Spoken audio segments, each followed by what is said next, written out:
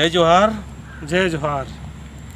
चितरंजन उरांव हमारे आदिवासी समाज के सामाजिक अगुवाई ऐसे अगुवाई जो कि अपना तन मन विचार और सब कुछ हमारे और अपने समाज हित में लगाए हैं, बहुत ही महान काम कर रहे हैं। तो मैं अभी अरविंद बाबू से ही हम बात करेंगे कि हमारे जो अभी कुछ दिन पहले ही आदिवासी सरना फौजी और पुलिस विकास मंच जो लोहरदगा में शुरुआत हुआ है और उसकी इतना सुंदर शुरुआत हुआ है कि 3 महीना में ही उसके साथ में कम से कम 500 से 600 के बीच में जुड़ चुके हैं कि हमें देश सेवा कर सकते हैं तो हम समाज का भी सेवा कर सकते हैं।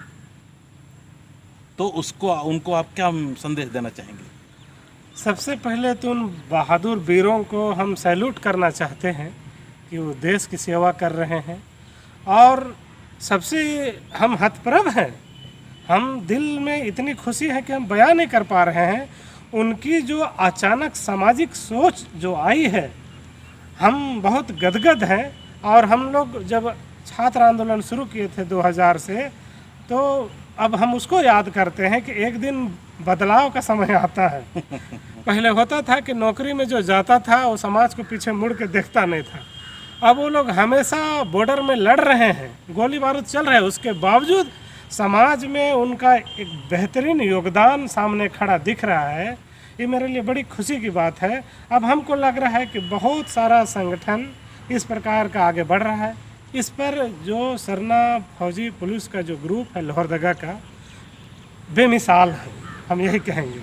और उन लोगों को हम यही मैसेज देना चाहेंगे कि आप लोग अपने परिवारों को ज़रूर ये खबर पहुंचा दीजिए कि ये आपके लिए और हम पूरे ट्राइबल सोसाइटी के लिए बरसों पुरानी पहचान की लड़ाई है।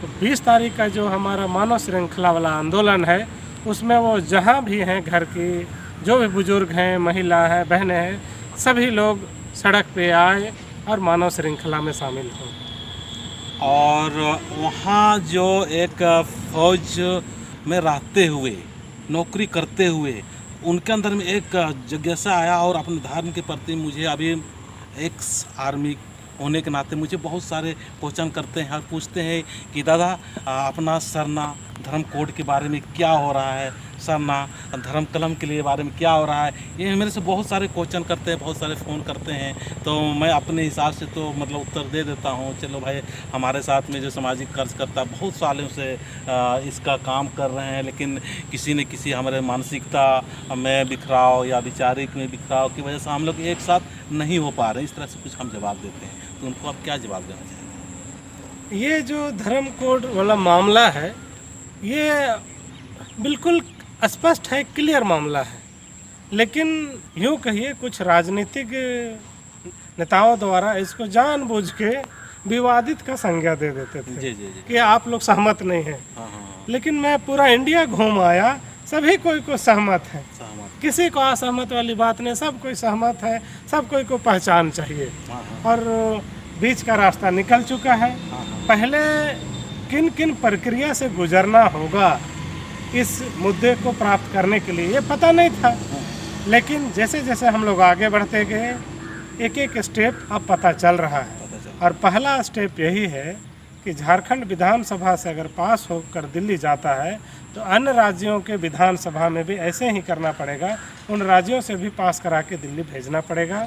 और हमको लगता है कि आने वाला दिन में केंद्र सरकार को झुकना पड़ेगा, क्योंकि आदिवासी आदिकाल से रह रहा है और इनकी पहचान के लिए सेपरेट कॉलम जनगणना प्रपत्र में देना पड़ेगा।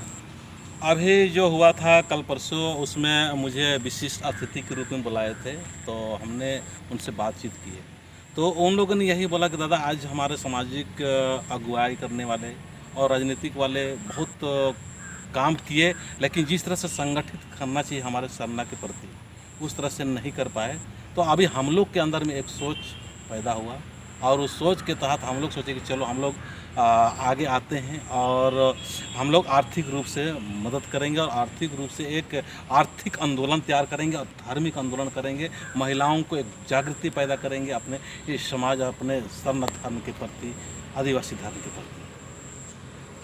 हम आपको एक छोटे लेवल पे नहीं समझ सकते। आपको मुख्य अतिथि, आपको विशिष्ट अतिथि, आपको विशेष अतिथि, आप देश सेवा करके आए हैं, आप अतिथियों का अतिथि हैं मेरे लिए।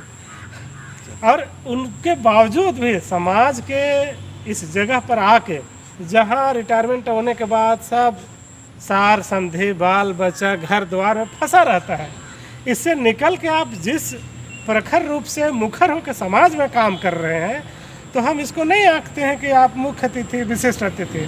आप हमारे आँखों के सरताज हैं और हम छोटे लेवल पे इसको नहीं समझते। आप बहुत बेहतरीन काम कर रहे हैं, हमारे समाज के लिए बेमिसाल है, आने वाला कल याद करेगा। बस मैं इतना ही। चलिए ठीक है सर, आपका जो बात है इसको मैं स्वीकार करता हूँ, पर हम चाहेंगे कि मेरे अंदर अहंकार पैदा ना हो कि हम काम कर रहे हैं। देखिए हम काम नहीं कर रहे हैं, एक तरह से कहा सकते हैं इसको, मेरे द्वारा हो रहा है, मुझे भी पता नहीं चल रहा है, ठीक है ना, क्योंकि मैं सहज भाव और आसानी से हो रहा है, मैं काम नहीं कर रहा हूँ, मेरे द्वारा हो रहा है। इसमें आप क्या कहना चाहेंगे? ये तो आपकी विनम्रता है, बड़प्पन है कि आप यूँ कह रहे हैं, लेकिन कहते हैं ना कि जनता सब जानती है, पब्लिक की आंखें खुली हैं, वो समय पर बोलती है।